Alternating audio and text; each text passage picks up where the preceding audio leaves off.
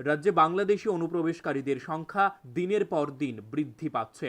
JRP থানার police এবং rail police যৌথ অভিযান চালিয়েও এই ধরনের ঘটনাগুলি বন্ধ করতে ব্যর্থতার প্রমাণ বারবার দিয়ে যাচ্ছেন। এবার জেআরপি থানার পুলিশ এবং রেল পুলিশের যৌথ অভিযানে শনিবার মোট 11 জন বাংলাদেশি নাগরিককে আটক করতে সক্ষম হয় পুলিশ। রবিবার জেআরপি থানায় সাংবাদিকদের ডেকে এই বিষয়ে বিস্তারিত জানিয়ে দেন ওসি তাপস দাস। তিনি বলেন, গোপন সংবাদের ভিত্তিতে আগরতলা রেল স্টেশন থেকে তাদেরকে আটক করা হয়েছে।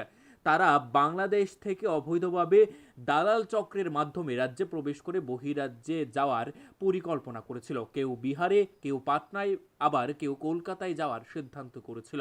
পরে পুলিশ তাদের আটক করে থানায় নিয়ে যায়। তাদের বিরুদ্ধে বিভিন্ন ধারায় মামলা নিয়ে আজই আদালতে সোপর্দ করা হয়। পাশাপাশি এই ধরনের অভিযান আগামী দিনেও অব্যাহত থাকবে বলে জানান জেআরপি থানার ওসি তাপস দাস। যদিও এই চক্রের সঙ্গে, বিশেষ করে দালাল চক্রের সঙ্গে মূল মাস্টার মাইন্ডকেও এখনো পুলিশ গ্রেপ্তার করতে সক্ষম হয়নি। এখন দেখার বিষয় জেআরপি থানার পুলিশ দালাল চক্রকে গ্রেপ্তার করতে কতটা সক্ষম হয়।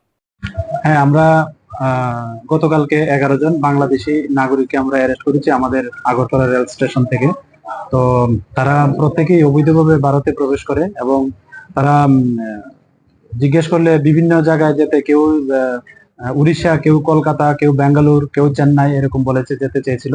তো গতকালকে আমাদের জিআরপি থানাতে এই নিয়ে একটা মামলা হয়েছে। আজকে আমরা তাদের মহামান্য আদালতে প্রেরণ করছি। তো এই হলো আর কি।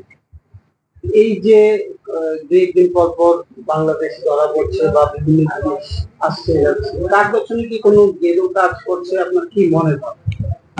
এটা মনে হওয়ার কিছু নেই, এটা তো ফ্যাক্ট যে হ্যাঁ আসছে এবং নিশ্চয়ই কেউ না কেউ মানে যা বাংলাদেশের পক্ষে দালাল আছে এবং আমাদের ভারতবর্ষের পক্ষেও দালাল আছে এবং তাদেরও একটা ডেস্টিনেশন নিশ্চয়ই থাকবে। তো এটা নিয়ে আমরা যারা সিক্রেট এজেন্সি গুলো আছে, প্লাস আমাদের যে আরো কেন্দ্রীয় সংস্থাগুলি আছে, তারাও এই বিষয়টা দেখছে এবং আমরাও তাদের সঙ্গে তাদের যে ইন্টারোগেশন বা আনুষঙ্গিক যে সব কিছু আছে আমরা এগুলা করেসপন্ডিং করছি এবং আমরা এগুলা দেখছি।